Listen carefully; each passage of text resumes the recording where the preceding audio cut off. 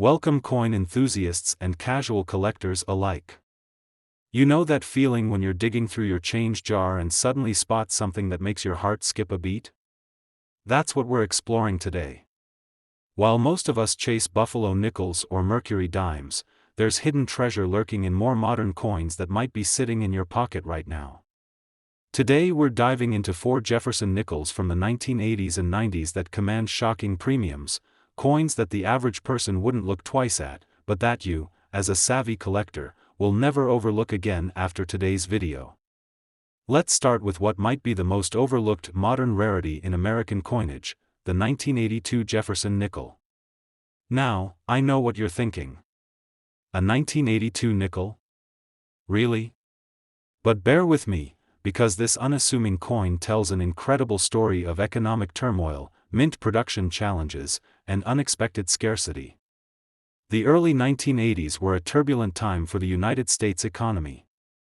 We were experiencing the worst recession since the Great Depression, with unemployment reaching nearly 11% by the end of 1982. Inflation had been rampant in the late 70s, and the Federal Reserve under Paul Volcker was aggressively raising interest rates to combat it. This economic backdrop directly impacted the U.S. Mint's operations in ways that numismatists are still discovering decades later.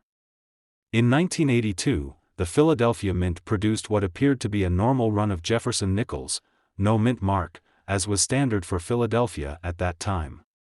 The reported mintage was approximately 292.3 million pieces. Nothing remarkable on paper. But here's where it gets interesting. These nickels were primarily made to fulfill orders for uncirculated mint sets, not for general circulation. Combined with the economic challenges of the era, this created a perfect storm for numismatic scarcity. You see, during economic downturns, people tend to hold on to their coins rather than spending them. Banks order fewer new coins from the Federal Reserve, and the mint consequently produces lower quantities. What's more, the soaring metal prices in the late 70s and early 80s had already caused the mint to change the composition of the penny in 1982, switching from 95% copper to copper-plated zinc. While the nickel's composition remained unchanged, its production was nonetheless affected by the mint's shifting priorities. The result? The 1982 no-mint mark Jefferson nickel has become surprisingly difficult to find in uncirculated condition. Most were released into circulation rather than being saved, and those that were circulated quickly showed wear on Jefferson's hair and the steps of Monticello on the reverse, the classic high points that numismatists examine first when grading these coins. So what should you be looking for? First, check the date, 1982 with no mint mark. Next, examine the steps on Monticello. A truly valuable specimen will show all 5 steps clearly defined, what collectors call full steps or FS in auction listings. The steps are those horizontal lines on the building's foundation. Most nickels show some flattening or merging of these steps due to die wear during minting or subsequent circulation wear.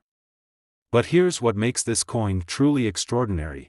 In MS65 or better condition with full steps, the 1982 Philadelphia nickel can command prices upwards of $2,500.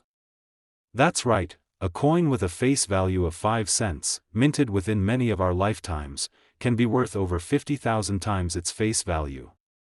At a 2019 Heritage auction, an MS67 full steps example sold for an astounding $4,560. What makes this even more remarkable is how few certified examples exist. PCGS and NGC combined have certified fewer than 30 examples in MS65 full steps or better. To put this in perspective, that's far fewer than many classic American rarities like the 1909 SVDB Lincoln Cent. Now, I'm not suggesting that you'll find an MS67 FS example in your change jar tomorrow. But circulated examples still trade for $1 to $2, and even moderately uncirculated examples without full steps can bring $20 to $50. Not bad for a coin you might overlook. There's one more fascinating aspect to the 1982 Jefferson nickel story. In December 1982, the mint actually produced a small number of proofs for inclusion in special presentation sets. These are extremely rare and can command premiums of $1,000 or more in PR67 or better condition. They feature the sharp striking and mirror-like fields characteristic of proof coins, and they're instantly recognizable to the trained eye. Now, here's a collecting tip that most dealers won't tell you. The 1982 Philadelphia nickel often comes weakly struck, especially on the reverse. This means that even uncirculated examples often lack the full steps definition that brings premium prices. When examining potential purchases, use a 10x loupe and look at the coin under different lighting angles. The steps should be clearly defined, with distinct separation between each level. If the steps appear mushy or connected, the coin was likely struck with worn dies or insufficient pressure. Another interesting point about the 1982 nickel relates to its metal content. While the composition remained the same standard 75% copper and 25% nickel that had been used since 1866, the value of this metal content has fluctuated significantly. During certain peaks in metal prices, the melt value of these nickels has approached or even exceeded their face value, though I must emphasize that melting US coins for their metal content is illegal. Some collectors have speculated about varieties within the 1982 Philadelphia nickels, possible double dies or repunched mint marks. While the Philadelphia coin doesn't have a mint mark to repunch, there are some die varieties that specialists have catalogued. However, these haven't yet commanded significant premiums beyond the baseline rarity of the date itself. The 1982 nickel also tells a broader story about changing mint production processes. The early 1980s marked a transitional period when the mint was modernizing equipment and adjusting to new economic realities. Quality control was sometimes inconsistent, which explains why some years produced coins with striking weaknesses or other issues. This context makes the 1982 nickel not just a valuable collectible but a historical artifact representing a specific moment in American economic and manufacturing history. For those of you who enjoy collecting complete sets, the 1982 nickel presents an interesting challenge for your Jefferson nickel collection. While most dates in the series are readily available in high grades, this one stands out as a condition rarity that might take years to find in the right grade at the right price. I should also mention the 1982 D nickel from Denver, which is much more common in high grades with full steps. Don't confuse the two. Make sure you're looking specifically for the no mint mark Philadelphia issue when hunting for this rarity.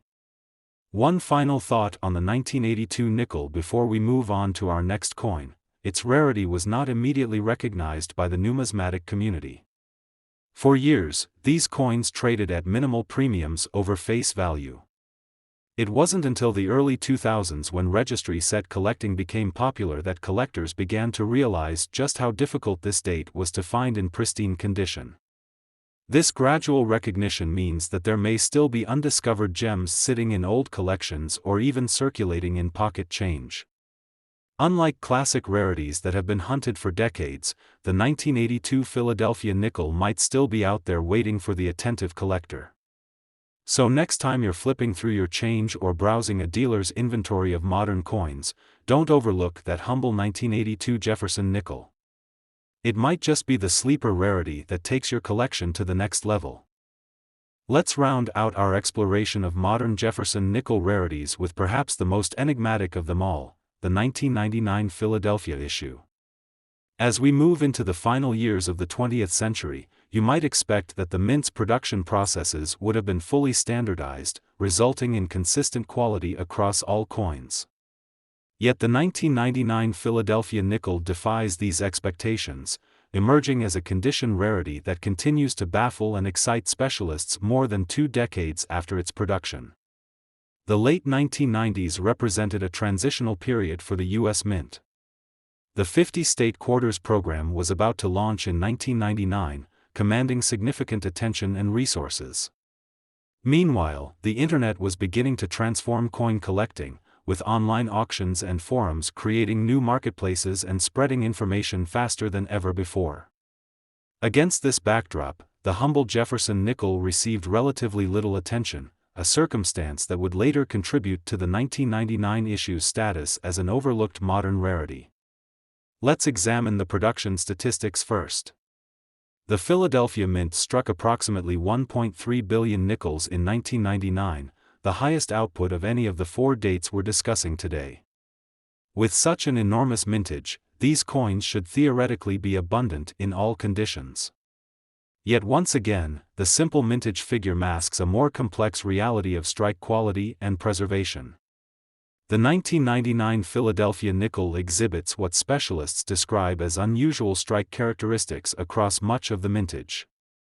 Many examples show what appears to be die fatigue or improper die spacing, resulting in weakly defined details, particularly in the critical steps area of Monticello.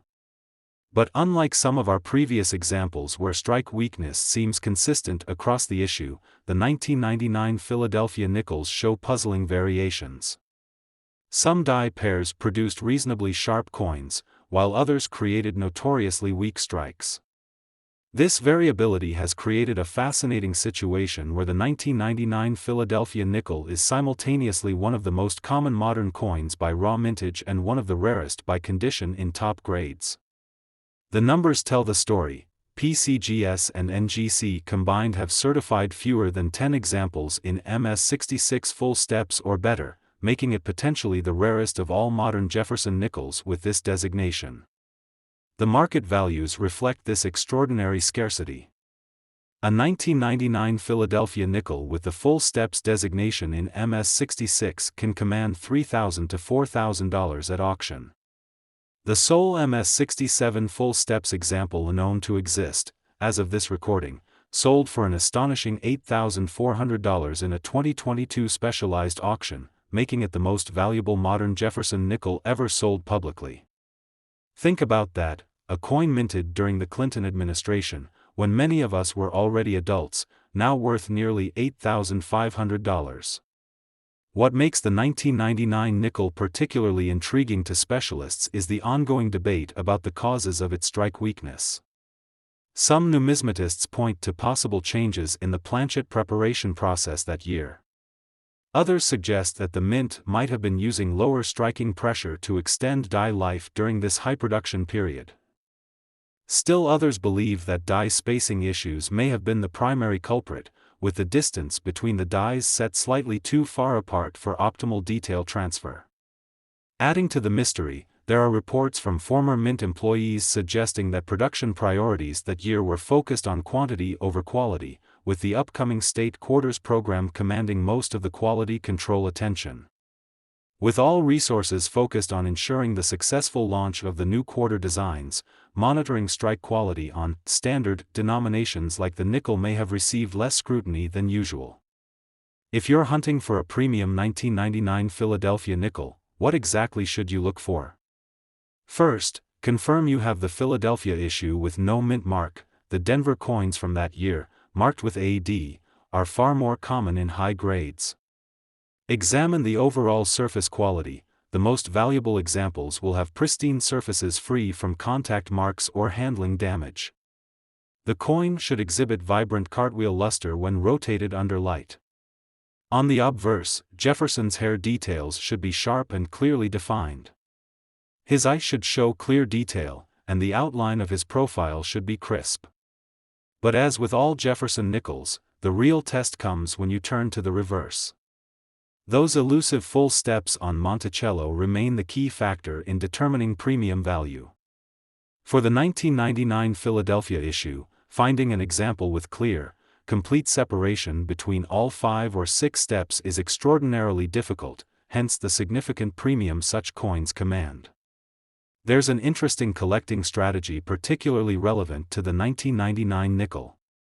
Because of its recent vintage, many of these coins still exist in original government packaging, specifically the 1999 uncirculated mint sets and proof sets. While the regular mint sets contain the standard strike coins we're discussing, even the coins in these mint sets rarely exhibit the full steps characteristic. Nevertheless, these official sets represent your best chance of finding superior examples, as the coins were handled with greater care than those produced for circulation. Another fascinating aspect of the 1999 nickel is how it illustrates the evolution of condition rarity collecting. In traditional numismatics, rarity was primarily determined by low mintages or historical factors like melting or recalls. Modern condition rarities like the 1999 nickel represent a newer collecting paradigm, where a coin might have been produced in enormous quantities but is exceptionally scarce in top grades with specific strike characteristics. This approach has revitalized interest in modern coinage, encouraging collectors to look beyond just dates and mint marks to the physical qualities of the coins themselves. The timing of the 1999 nickel's production also coincides with significant changes in how the hobby documented and valued coins. The rise of third-party grading services with standardized criteria for designations like full steps created a formal framework for evaluating these condition rarities. Online registry set competitions sponsored by the grading services further fueled interest in obtaining the highest possible grade for each date in the series, creating intense demand for those few examples that could achieve the top grades with desired designations. For the budget-conscious collector, even circulated 1999 Philadelphia nickels can be worth examining.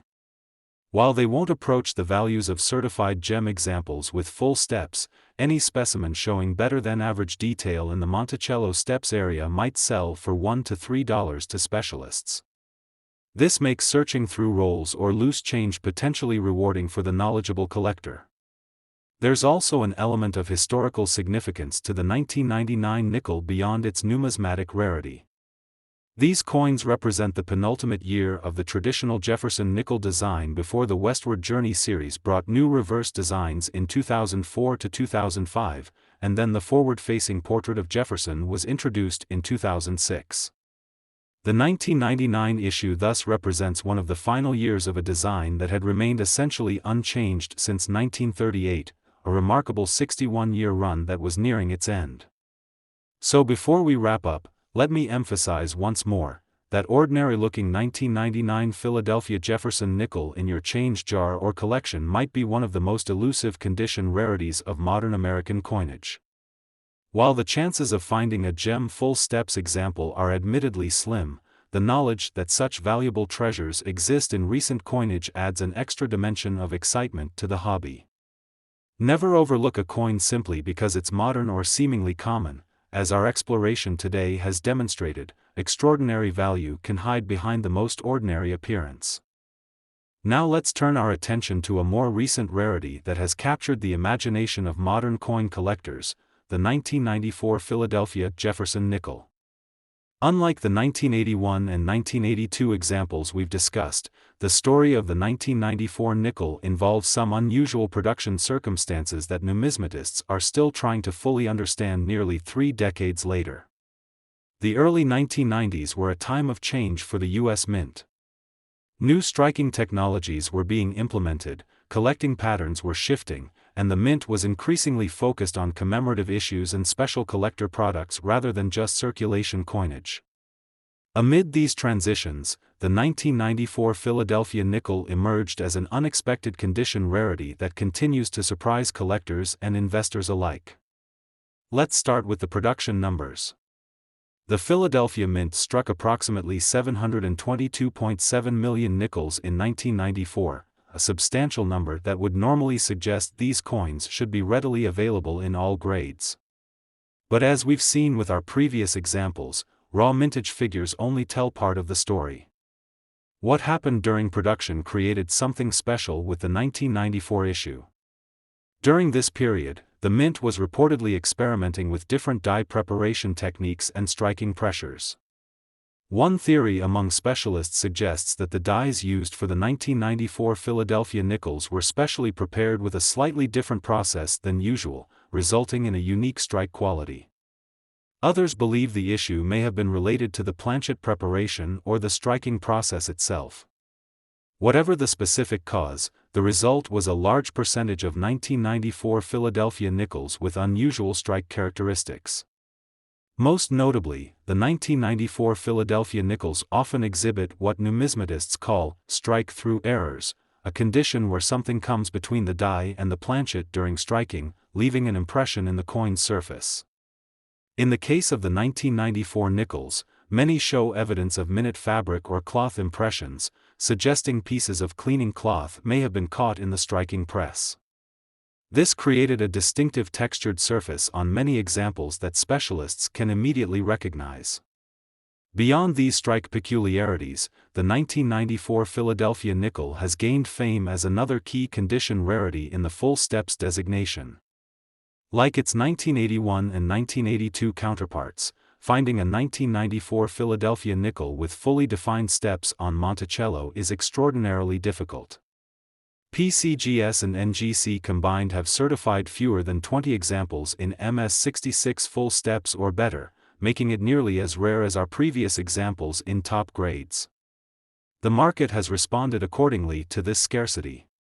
A 1994 Philadelphia nickel with the full steps designation in MS66 can bring $2,000 to $3,000 at auction. The finest known examples in MS67 full steps have sold for over $5,000 in recent years. At a specialized auction in 2020, one exceptional specimen described as having virtually perfect surfaces and exceptional luster commanded $5,760, over 115,000 times its face value. What makes the 1994 nickel particularly intriguing is how its story differs from other condition rarities. While the 1981 and 1982 issues seem to suffer primarily from strike weakness related to worn dies or inadequate pressure, the 1994 shows signs of multiple production anomalies. Some specialists have even suggested that there might be distinct die pairs or striking periods within the 1994 production run, with certain examples showing characteristics not present in others. If you're searching for a premium 1994 Philadelphia nickel, there are several key features to look for. First, confirm you have the Philadelphia issue with no mint mark. Then examine the overall surface quality under magnification. The most valuable examples will have clean surfaces free from bag marks, scratches, or significant contact with other coins. Look for coins with vibrant luster, that cartwheel effect, and the coin is rotated under light. On the obverse, Jefferson's portrait should show sharp detail in the hair and the outline of his profile. On the reverse, of course, focus on those critical steps at the base of Monticello.